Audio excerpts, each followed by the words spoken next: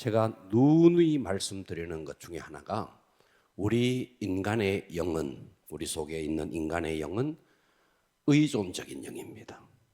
내가 뭔가 결정하고 내가 뭔가 행동하는 것, 내가 느끼고 결정하고 행동하는 것이 우리는 다 내가 한다고 생각합니다. 내가 한다고 생각하는데 사실은 내가 하는 게 아니에요. 자, 우리는 지금 역사의 무대 위에 우리 모두가 배우입니다. 배우. 지금 여러분들은 집사로서의 역할, 권사로서의, 장로로서의, 또 저는 목회자로서의 무대 위에서 이 역할을 감당하고 있는 거예요. 마치 영화나 드라마 속에 무대 위에 배우들이 있습니다. 그런데 그 배우들이 자기 마음대로 말하는 거 아니에요. 무대 밖에 감독의 의도대로 말을 하고 행동하는 겁니다. 그렇습니다. 그죠? 그렇듯이 우리는 이 역사의 무대 위에 등장한 배우들처럼 내가 결정하고 내가 느끼고 내가 행동하는 것처럼 보이지만 그렇지 않아요. 우리 인간의 영은 의존적인 영입니다. 그러니까 누군가에 의해서 내가 움직여지는 거예요. 자, 여러분 얼굴이 있습니다. 얼굴이 심각한 것은 마음이 심각하기 때문에 그래요. 동의할 수 있죠? 그러니까 얼굴은 마음에서부터 나오는 거예요.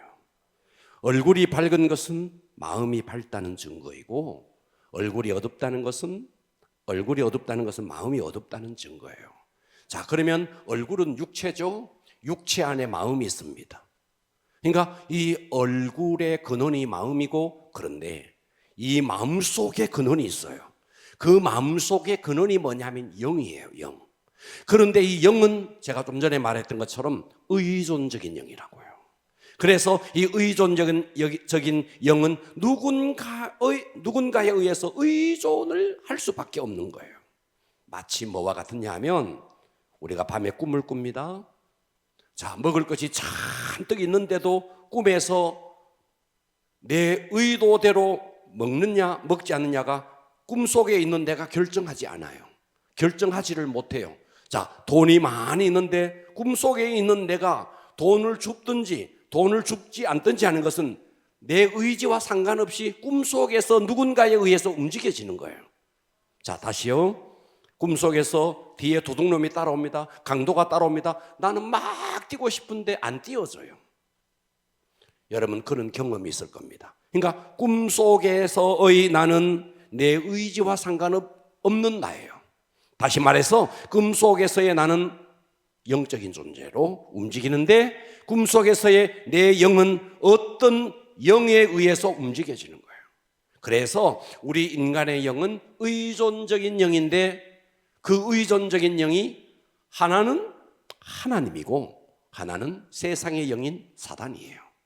그래서 그 세상의 영인 사단이 내 영을 움직이고 영이 마음을 움직이고 마음이 육체를 움직이니 얼굴이 어두워지고, 자, 성령 하나님께서 내 영을 움직이고 영이 내 마음을 움직이고 내 마음이 육체를 움직이니 내 얼굴이 밝아지는 것이고, 그러니까 내 얼굴이 밝고 내 얼굴이 어둡고 내 얼굴이 심각하고 심각하지 않고는 알고 보면 근원적으로 마음이 있고 마음속에 영이 있고, 영을 누가 잡고 있느냐? 성령이 잡고 있느냐? 사단이 잡고 있느냐? 여기에 따라서 가장 근원적인 거예요. 여기서부터 모든 것이 진행되는 것입니다. 그러니까 무대 위에 배우들이 자기가 마음대로 막 말을 하는 것처럼 우리는 느껴지죠. 그러나 그 배우는 전혀 아니에요. 전혀 자기가 마음대로 움직이는, 누군가 감독에 의해서 연출자에 의해서 움직여지는 것처럼 여러분들이 지금 무대 위에서 여러분들이 막 내가 결정하고 내가 행동하는 것처럼 보이지만 여러분이 자유자라고 생각하지만 사실은 아니에요. 그 속에 마음이 결정하죠. 마음 안에 영이 있죠. 이 영은 의존적인 영이어서 하나님 아니면 사단에 의해서 움직여지는 겁니다. 오늘 말씀 좀 잘 들어주셔야 돼요.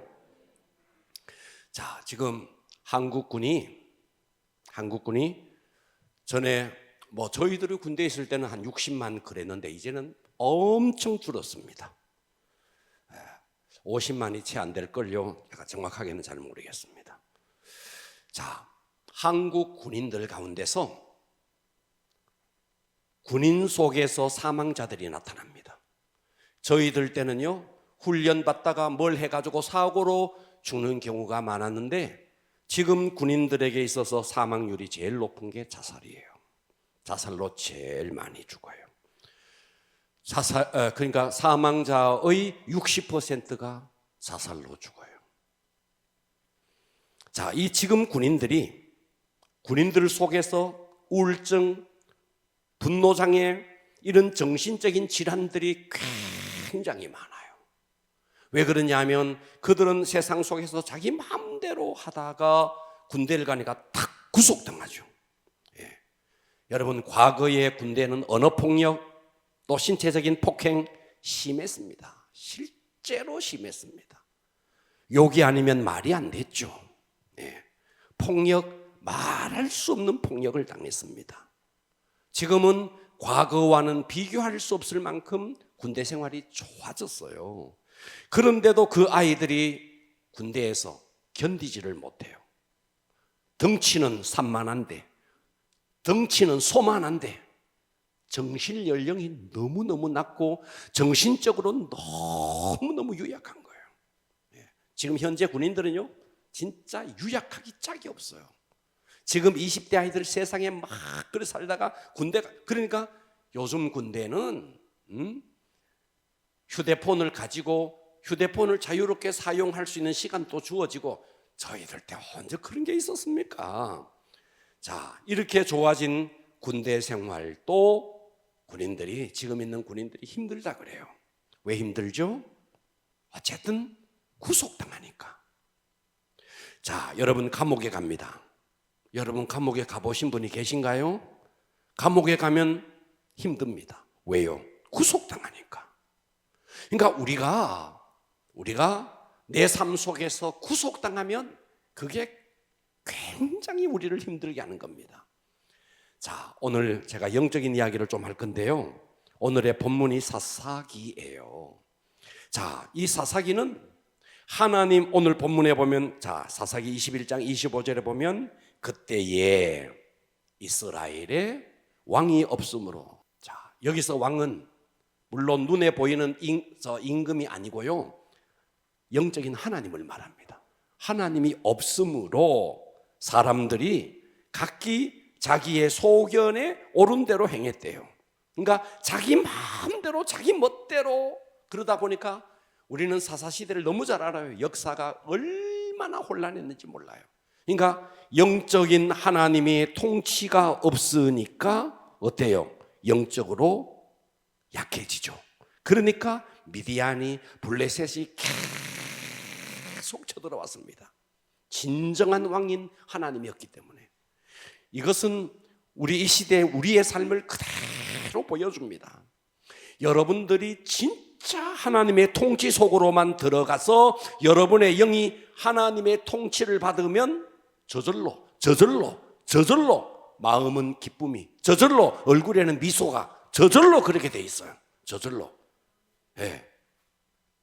그런데 이 시대 사람들은, 성도들도 아주 3일 굶은 시어머니 인상을 하고 있어요. 지금 여러분의 인상이 아주 3일 굶었어요. 아주 뭔 불만이 그렇게 많은지 엄청 불만스러운 얼굴.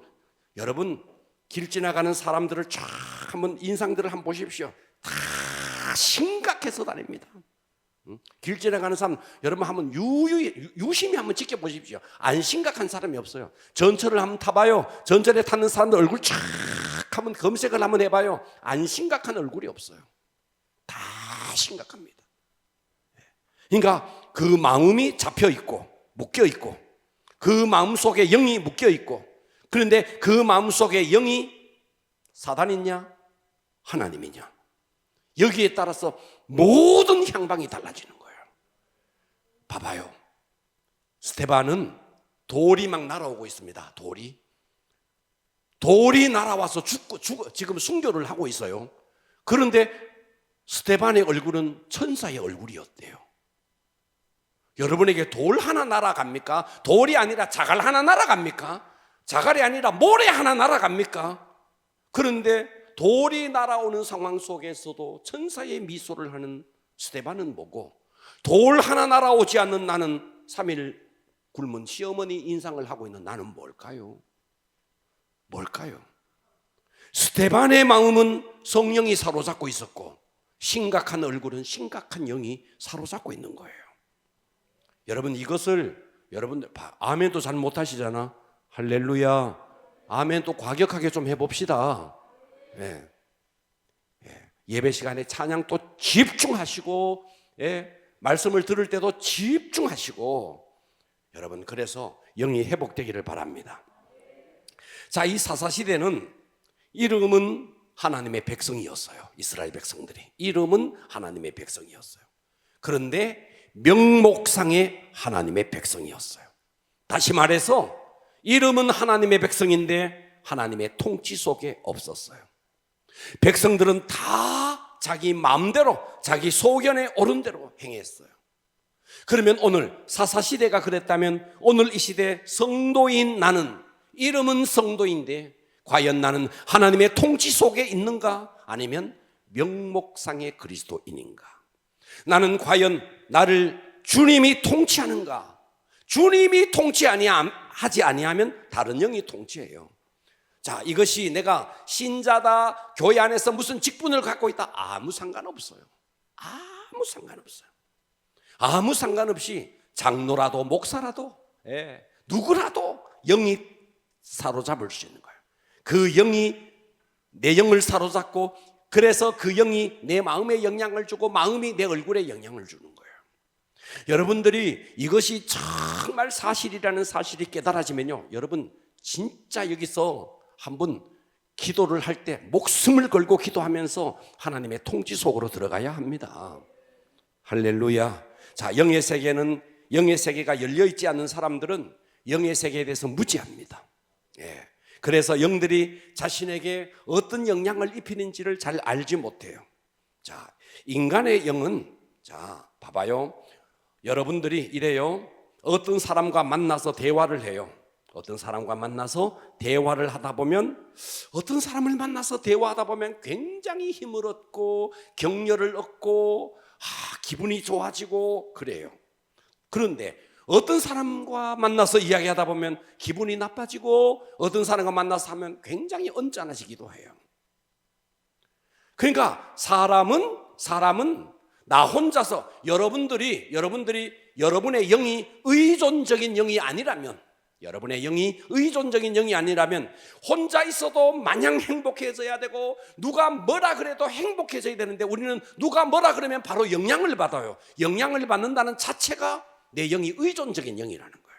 이걸 동의를 하셔야 돼요. 동의할 수 있어요? 여러분, 누가 여러분에게 뭐라 그래도 여러분은 끄떡없어야 돼. 여러분이 독립적인 영이라면 끄떡없어야 돼. 근데 누가 뭐라 그러면 기분 나빠져요. 영향을 받아요. 그러니까 영향받는다는 말이 뭐예요? 의존적인 영이라는 거죠. 동의합시다. 사실이에요. 자, 그러면 봐봐요. 그러면 내 영은 의존적인 영이다. 그러니까 영은 뭐로 역사하는데? 말로 역사합니다. 말로 다 영향을 줍니다. 말로. 그렇다고요. 눈 떠주실래요? 눈 떠주실래요? 박경희 권사님, 주변을 좀 둘러보세요. 할렐루야. 예배 중간이라도 하면서 졸면야, 뭐 설교자가 문제 있지. 처음부터 졸면 뭐의 문제고? 이제 시작하는데. 할렐루야. 좀 잘 들어봅시다. 여러분이 시작하는데 벌써 졸아버리면 어떡해요? 박경희에서 눈 똑바로 뜨고 주변을 자꾸 돌아봐요. 누가 주무시나? 내가 이런 이야기 안 하려고 그랬는데 워낙 좋으니까. 자, 봐봐요. 우리의 영은 의존적인 영입니다. 아멘 합시다. 우리의 영은 의존적인 영입니다. 맞아요? 의존적인 영이라는 결정적인 증거가 누가 말하는데 영향받잖아요. 맞잖아요.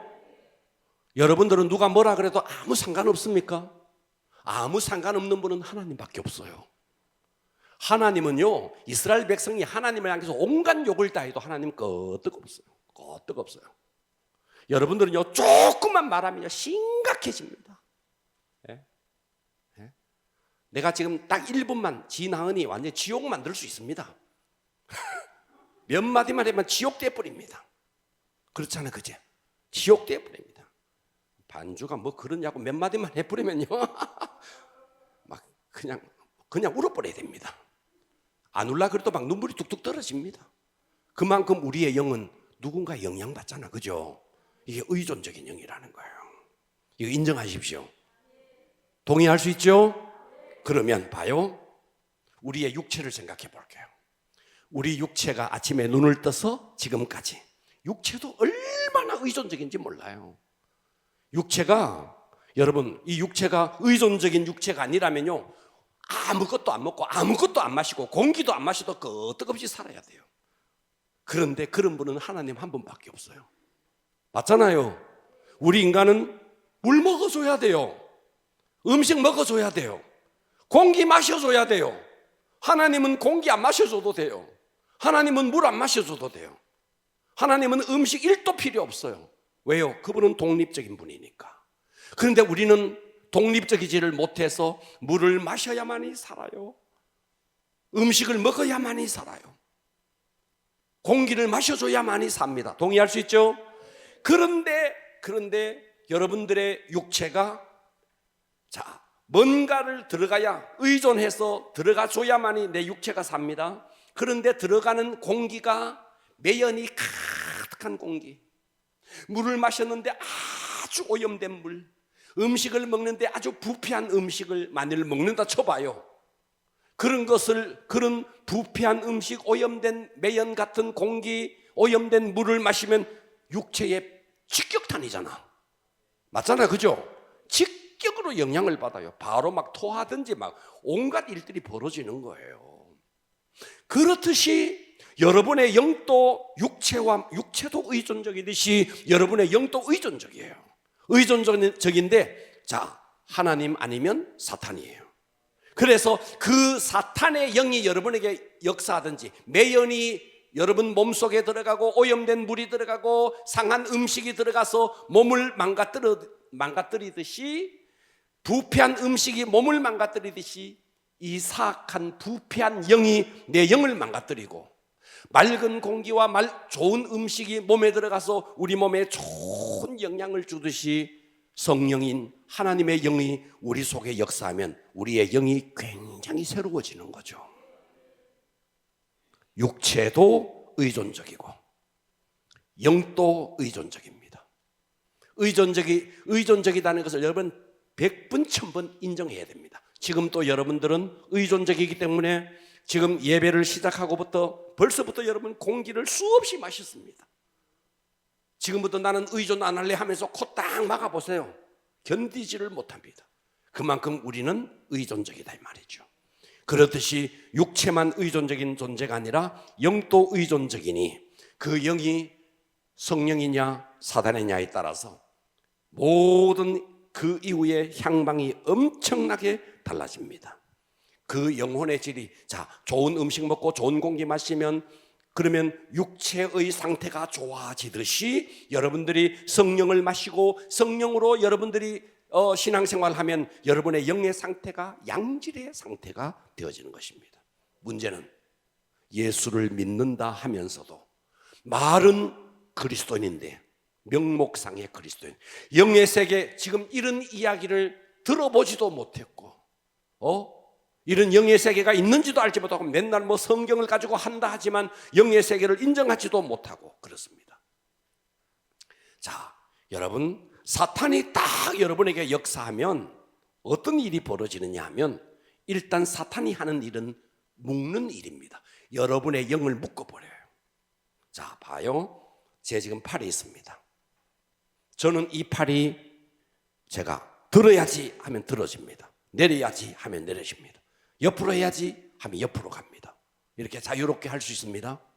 그러나 이 팔에 문제가 딱 생기면 내가 팔을 들고, 와, 전에 제가요 50견이라는 게 왔어요. 이쪽에. 와, 손이 안 들어지는 거예요. 아무리 들고 싶어도 안 들어지는 거예요. 여기에 묶여지니까요 손을 하나 못 들겠더라고요. 지금은 묶여지지 아니하니까 손을 이렇게 자유롭게, 다리도 자유롭게 할 수 있습니다. 그렇듯이 사탄이 우리에게 딱 역사하면 우리의 영을 묶습니다. 여러분들은 사탄이 영을 묶어도 물론 여러분들이 느끼고 여러분들이 결정하고 여러분들이 행동해요. 그래서 나는 자유자다. 자, 예를 들어서 내가 오늘 백화점에 가서, 저 롯데백화점에 가서 옷을 하나 사야지 하면서 갑니다. 가고 있습니다. 횡단보도 좀 갔습니다. 가는 중에 여러분의 생각이 바뀌었어요. 백화점 가면 비쌀 건데 에이 차라리 이마트나 가야지 하면서 이마트를 간다. 자, 여러분들은 이렇게 방향을 가다가 이렇게 바꿀 수 있잖아. 그렇죠, 그죠? 그래서 여러분들이 내가 자유롭게 행동하는 것처럼 보이죠. 내가 결정하고 내가 느끼고 내가 결정해서 내 몸을 움직이니까 나는 자유자라고 생각하죠. 그런데 알고 보면, 깊이 들어가 보면은, 자, 내 육체는 마음에 의해서 결정되어지고 마음은 영에 의해서 결정되어지고 이 영은 누군가가 잡고 있는 거예요. 누군가가. 뭐와 똑같으냐면요, 이거와 똑같아요. 꿈속과 똑같은 거예요. 꿈속에서 내가 뭔가를 내 의지와 상관없이 먹고 싶은데 안 먹어지고 달리고 싶은데 안 달려지는 거예요. 여러분, 수면 보면증이라고 있습니다. 그걸 가지고 일명 몽유병이라 그래요. 몽유병 환자는요, 자다가 벌떡 일어나서 돌아다녀요. 자기가 아무 곳으로나 막 가요. 아무 곳으로나. 근데 그 순간에 자기는 가고 싶어서 가는 게 아니에요.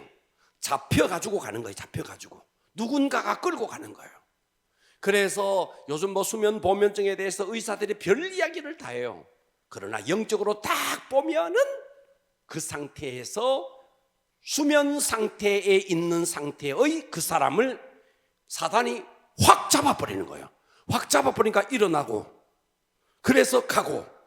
자, 과거에 박효진 장로 간증을 들어보면 그런 이야기가 있었습니다. 서울에 가면 장위동이 있습니다. 그 장위동에 자기 일가족을, 아버지, 어머니, 손자 일가족을 다 죽여버렸습니다. 그런 살인범이 있었습니다. 그 살인범이 사형 언도를 받았습니다. 청송교도소에 갇혔습니다. 그 청송교도소에 교도관으로 박효진 장로가 있었습니다. 실제로 있었던 이야기잖아요. 하루는 이 박효진 장로가 아침에 기도를 탁 하는데 하나님께서 감동을 주시더래요. 오늘은 뭔가 너에게 의미 있는 사건이 일어날 거다. 그래서 하루 종일 그 마음속에 하나님이 감동을 주셔서 오늘은 어떤 사건이 일어날까 싶어서 계속 하루 내내 영적으로 곤두세워서 하나님이 의미 있는 사람을 만나게 해줄 거라 그 말에 기다렸다 그래요. 퇴근할 시간이 됐는데 어떤 일도 안 일어나서 이제 이분이 딱 퇴근을 하려고 하니까 경찰차가 막 사이렌을 울리면서 막 들어오는데 보니까 도대체 뭘까? 가봤는데 바로 그 장리동에서 아버지, 어머니,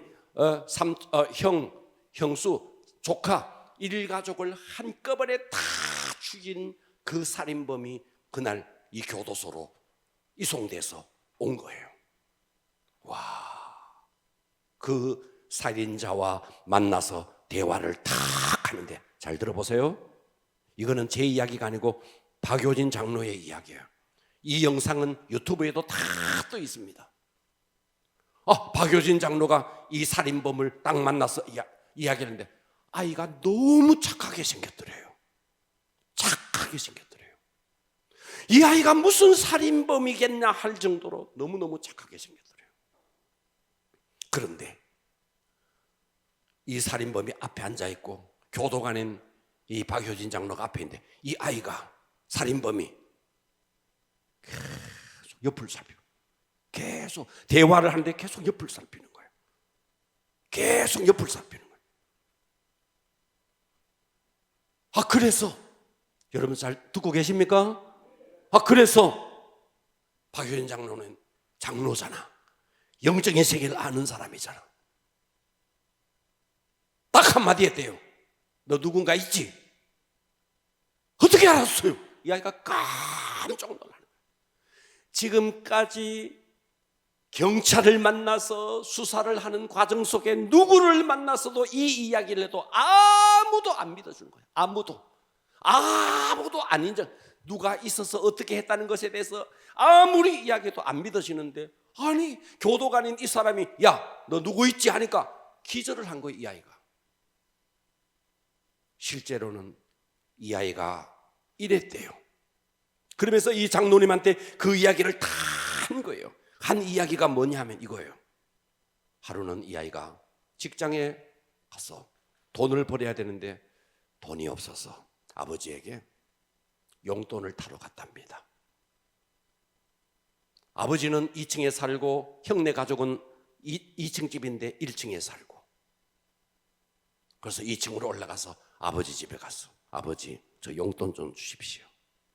그때는 아버지가 이놈이 하면서 아주 막 매몰차게 밀어낸 거예요. 용돈도 안 주고. 그래서 아이가 쫓겨났어요. 용돈도 못 받고. 그래서 2층 계단을 2층에서 내려와서 계단을 딱 내려오는데 앞에 시커먼 놈이 한 놈 섰더래요. 한 놈이 탁 섰더래요. 깜짝 놀랐대요. 너 오늘 기분 나쁘지? 자기를 한 바퀴 빙, 또 한 바퀴 빙, 시커먼 자기를 빙글 돌더니 회심의 미소를 지으면서 너 오늘 기분 나쁘지? 진짜 기분 나빴대요. 너 나 따라와 하더니 이 시커먼 놈이 이 아이를 데리고 광으로 가는 거예요. 광으로. 창고로 가는 거예요. 창고로. 창고 문을 딱 열고 안에 보니까 도끼 뭐 다 있는 거예요. 도끼를 딱 보여주면 들어라. 자기 의지와 상관없이 도끼를 딱 잡았대요. 2층으로 올라가라. 이 시커먼 놈이 콕 미는 거예요. 2층으로 올라가서 아버지를 그냥 팍, 어머니를 팍. 실제 이야기잖아요. 이게 실제 이야기입니다.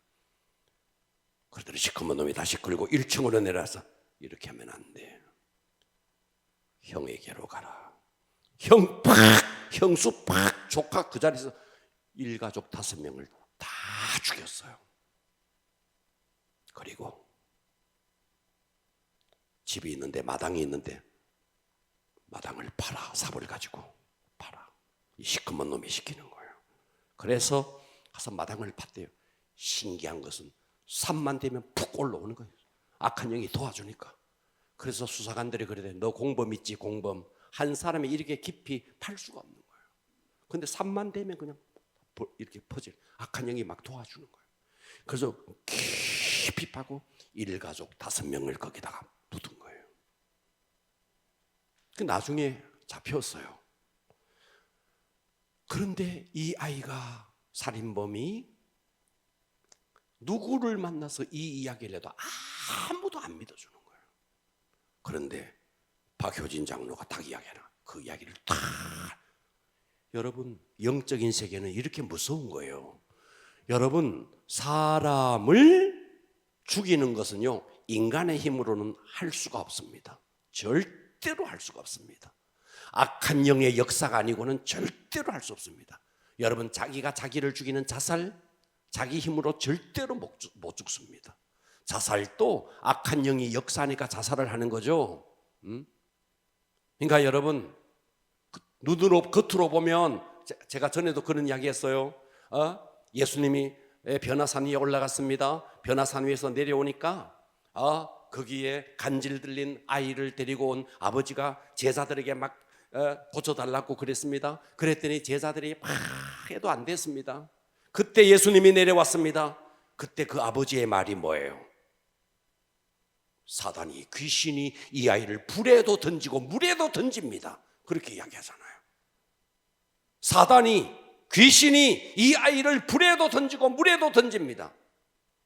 그러니까 무슨 말이냐면 이 아이가 물속에 뛰어들어가 자살하려고 뛰어들어갔는데 사실은 사단이 던진 거고, 불속에 들어가서 태워져서 죽으려고 했는데 사실은 사단이 던진 것이고, 한강의 철교 위에 자기가 올라가지만 사단이 올라가게 만드는 거고, 내가 기분이 나빠서 내가 죽는 거, 자살하는 것처럼 보이지만 사실은 사단이 다 그런 일을 하는 것이고, 장위동의 그 살인범도 자기가 죽였죠. 그런데 악한 영이 다 끌고 그렇게 했다 이 말이에요. 그러니까 우리는 무대 위에 눈에 보이는 배우로 있지만 사실은 보이지 않는 이 영의 세계에 악한 영이 내 영을 사로잡기도 하고 성령이 사로잡기도 한다 이 말씀이에요. 그러니까 이 사단이 딱 들어오면 우리의 영을 딱 묶어버립니다. 그래서 오늘 저는 설교의 제목을 묶임에서 해방되려면, 따라서 합니다. 묶임에서 해방되려면, 여러분 이 묶임에서, 사단의 이 묶임에서 해방돼야 됩니다. 할렐루야. 그럼 여러분들이요, 여기서 봐봐요. 내가 분노를 폭발하는데, 봐봐, 여러분들이 내가 분노를 폭발하는 것처럼 보이지만 뚫고 들어가 보면 아니에요. 분노의 영이 내 속에 있는 거예요. 내가 지금 근심해요. 어떤 문제 때문에 내가 근심해요. 내가 근심하는 것처럼 보이지만 내가 아니에요. 내 영을 근심의 영이 잡고 있는 거예요. 그렇기 때문에 우리는 모든 묶임의 배후에는 영이 있다. 그래서 첫 번째, 따라서 합니다. 악한 영이 묶고 있다는 사실을 여러분들이 이거를 깨달아야 됩니다. 자, 다시요. 여러분들이 분노가 일어납니다. 미움이 일어나요. 시기가 일어나요. 여러분 속에 막 음란한 것이 막 올라와요. 도박하고 싶어요. 도박. 아이들이 요즘 휴대폰으로 아주 막 게임에 아주 막 휴대폰 속으로 기어 들어가려고 해요.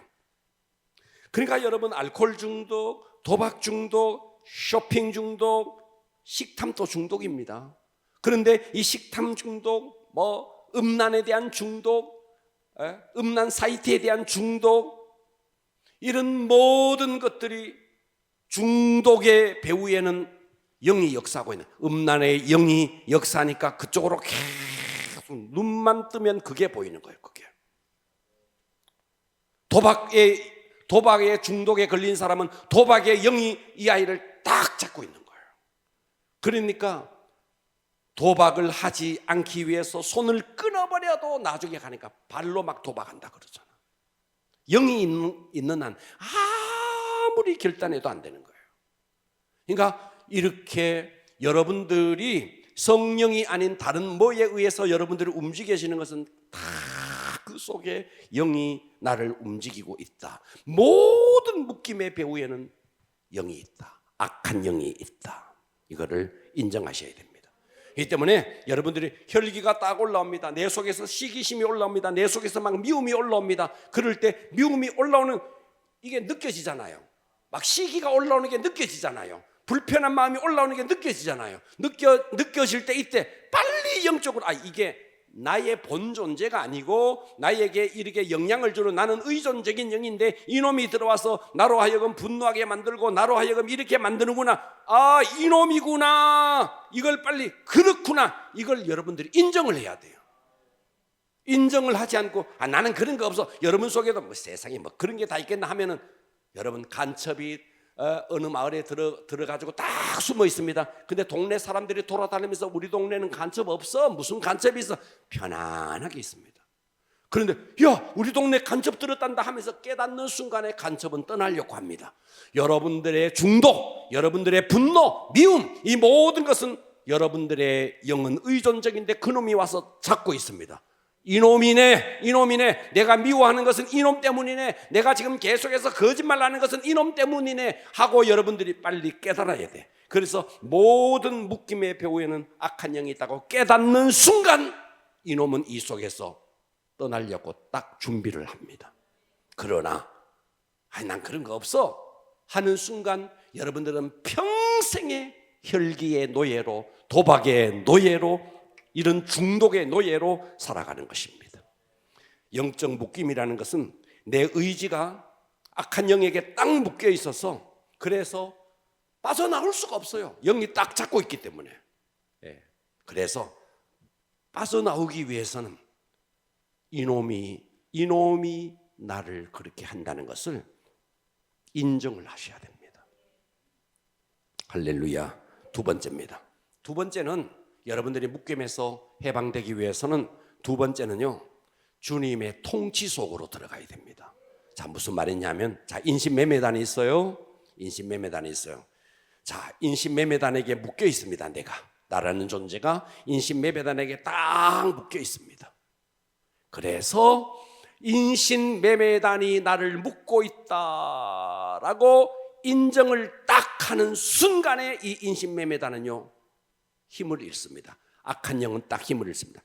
대신에 그리고 딱 해야 될 게 뭐냐니까 빨리 이 인신매매단을 처리해 줄 수 있는 경찰을 불러야 됩니다. 경찰을. 그렇듯이 내가 지금 분노와 혈기와 미움과 거짓말과 이런 것들에 의해서 나는 지금 계속 이렇게 묶여서 행동하고 있구나. 그래, 이놈 때문에 내가 미워하고 이놈 때문에 시기하고 이놈 때문에 그렇구나 인정하고는 빨리 여러분들의 영이 주님의 통치 속으로 들어가려고 해야 합니다. 주님의 통치 속으로 들어가려고 하는 이것은 눈에 보이는 세상에서는 인신매매단에서 빠져나온 것으로 끝내지 말고 빨리 내 옆에 경찰을 불러서 경찰이 나로 하여금 호위하게 하는 일입니다. 그래서 우리는 먼저 내가 지금 미움과 시기와 분노와 혈기와 이 모든 것이 악한 영의 나는 종속적인 영인데 이놈에 의해서 내가 그렇게 되어지는구나 라는 것을 인정하고 계속해서 여러분들이 의도적으로 주님의 통치 속으로 아침에 눈을 딱 뜨는 순간부터 주님을 부르고 길을 걸으면서도 주님을 부르고 계속해서 여러분 주님을 묵상하고 말씀을 묵상하고 그러는 사이에 말씀이 여러분을 지켜주는 겁니다. 할렐루야. 천국의 주인은 주님이십니다.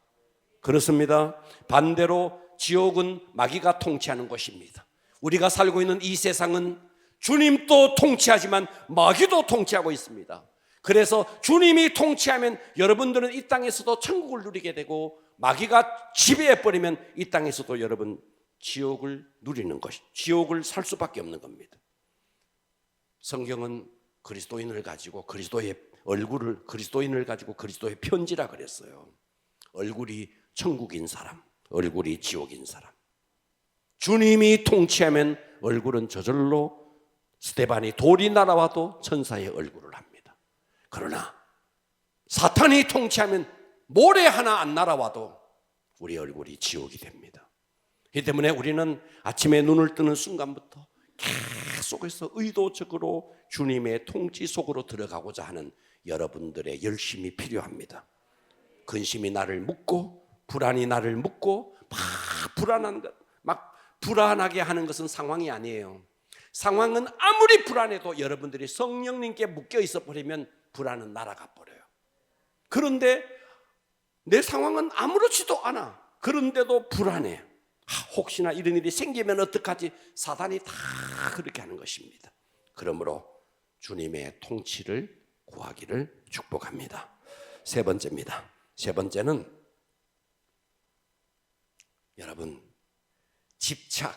이 집착은요 다 사단이 주는 겁니다. 사단이 다 집착을 주는 겁니다. 자, 봐봐요. 여러분의 삶에 어떤 문제가 있습니다. 어떤 문제가 있어요. 아이가 아프다. 자녀의 문제가 있습니다. 그러면 사단은 그 문제에 계속 집착하게 만듭니다. 그 문제에. 실제로 이런 일이 있었대요. 한 부부가 있었는데 딸이 아팠습니다. 병원에 가서 각종 검사를 했습니다. 그런데 이 아이가 계속 심각해지는 겁니다. 병원에 가서 아무리 진찰을 해도 진찰해도 답이 안 나와요. 그런데 아이는 계속 심각해지는 거예요. 이런 병이 다 있는 거예요. 의사는 뭔지를 모르겠대요. 그런데 아이는 심각해지는 거예요. 그런데 이 부부가 참 믿음이 좋았던 분이었어요. 이분들이 기도하다가 기도를 하는데 하나님께서 감동을 주시는 거예요. 우리가 하나님을 잊어버리고 아이의 문제에 함몰돼서 계속 이것만 고쳐달라고 그렇게 했다는 거예요. 그 순간 이 사람들이 하나님께서 주시는 이 마음의 감동을 가지고 이 아이가 앓고 있는 병의 문제를 일단 내려놓고 이 문제를 주님 손 위에 올려드리고 그동안 아이 때문에 근심하고 걱정하고 번민했던 이 모든 것을 주님 앞에 다 올려드리고 대신에 우리는 다 주님을 찾자. 이 부부가 이 아이의 문제를 놓고 하나님 앞에 이거를 결단을 했대요. 듣고 계십니까? 이걸 결단을 했다는 거예요. 그래서 새벽에 가서도 주님 이 아이 고쳐주십시오. 그동안에 매 하나님 앞에 와서 이 아이 고쳐달라고 그렇게 기도했는데 그 다음 날부터 기도가 달라졌어요. 어떻게 달라졌느냐 하면 하나님 이 아이는 내 딸이 아니고 주님의 딸입니다. 주님 손 위에 올려드립니다. 이 딸은 내 소유가 아닙니다. 주님의 소유입니다. 주님의 손 위에 위탁합니다. 그동안 아이 때문에 근심, 걱정, 얼굴이 심각해져서 사람들 만나도 한번 웃지 못하고 그랬대요. 그런데 그 이튿날 가서 새벽에 가서 하나님 앞에 다 위탁하고 나니까 마음속에 정말 강 같은 평화가 마음속에 쫙 밀려오더래요. 그 순간 하나님께서 기도 응답 안 해줘도 마음에 평화가 있더라는 거예요. 위탁을 하고 나니까 하나님의 손 위에 이 아이를 다 올려놓고, 여러분 그동안 우리는 어때요? 이 무거운 것을요 내가 들고 이걸 들고 무겁게 있는데 이것을 다 위탁하고 내가 가벼워지는 순간, 위탁이라는 것은 내가 안고 있는 이 무거운 것을 주님 손 위에 올려놓는 거예요. 여러분의 삶에 어떤 문제가 있든 정말 중요한 것은 그 문제에 집착하지 말고, 집착의 배후에는 악한 영이 있습니다. 집착하지 말고 이 문제를 주님 손 위에 위탁하는 겁니다. 할렐루야. 여러분 이게 응답받는 길이에요. 승리할 수 있기를 축복합니다. 위탁한다는 것은 주님의 주권을 인정하는 것이고, 위탁을 못한다는 것은 주님의 주권을 인정하지 않는 것입니다. 대부분 문제에 함몰되어서 문제에 집착하는 것은 주님을, 여러분들이 주님의 주권을 인정하지 않기 때문에 그래요. 그래서 성숙이라는 것은 나의 삶의 전 영역에 내 삶에 일어나는 모든 부분들을 주님의 주권을 인정하고, 사고라든지 자녀의 문제라든지 물질의 문제라든지 그건 문제 때문에 문제 하지 마시고 이 문제를 주님 손 위에 다 올려놓으면 여러분에게는 평화가 올 겁니다. 이것이 응답받는 길이에요. 예. 주님을 잊어버리고 문제 한다고 문제가 해결되는 게 아니에요. 예. 위탁할 수 있기를 축복합니다. 액을 복걸한다고 문제가 해결될 것 같으면 액을 복걸하십시오. 예. 액을 복걸한다고 문제가 해결되지 않아요. 봐봐요. 야곱이 있었습니다. 야곱은 요셉 얼마나 요셉에게 집착했습니까? 얼마나 집착했습니까? 집착했더니 문제가 해결됐나요? 집착했더니 노예로 팔려가 버렸습니다. 그랬는데 이제 어차피 이제 요셉은 팔려갔고, 요셉의 동생 라헬이 낳은 아들 베냐민, 이제 또 베냐민에게 베냐민에게 집착합니다. 가뭄이 임했고 흉년이 임했고 다른 자식들 애굽에 양식을 사러 갔지만 베냐민은 절대로 보내지 않았습니다. 그런데 나중에 시간이 지나서 사실 그 속에 거기 있는 건 요셉이었죠. 애굽에 있는 총리는 요셉이었죠. 형제들은 요셉인지도 몰랐어요, 처음에는. 자, 그런데 아버지께 와서 이렇게 이야기하잖아요. 저 베냐민을 데리고 가지 아니하면 우리 가족이 다 죽는다고. 그래서 마지막에 야곱의 고백이 뭔지 아세요? 야곱의 고백이 베냐민을 포기합니다. 성경을 보면 야곱이 베냐민을 포기한다고요. 포기라는 것은 주님의 손 위에 딱 올려놓는 거예요. 놀라운 사실은 야곱이 베냐민을 포기하고 하나님의 손 위에 야곱을 올려놓는 순간 13년 전에 죽었던 요셉을 찾게 되는 거예요. 이게 하나님의 방법이라는 거예요. 집착한다고 문제가 해결되는 게 아니고 위탁해야 문제가 해결된다 이 말이에요. 이해가 되십니까? 야곱이 요셉 할 때 요셉도 잃어버리고 베냐민 한다고 되는 게 아니에요. 주님의 손 위에 올려드려야 되는 것입니다. 마지막 네 번째는요, 묶임에서 해방되려면 여러분의 삶의 스타일을 바꿔야 됩니다. 삶의 스타일을 여러분들이 바꿔야 됩니다. 여러분들이 원망하고 불평하고 하는 것은요, 다 그 뚫고 들어가 보면은 내 마음속에서 원망이 나오죠. 그 원망은 영이 누구에게 잡혀 있느냐에 따라서 나오죠.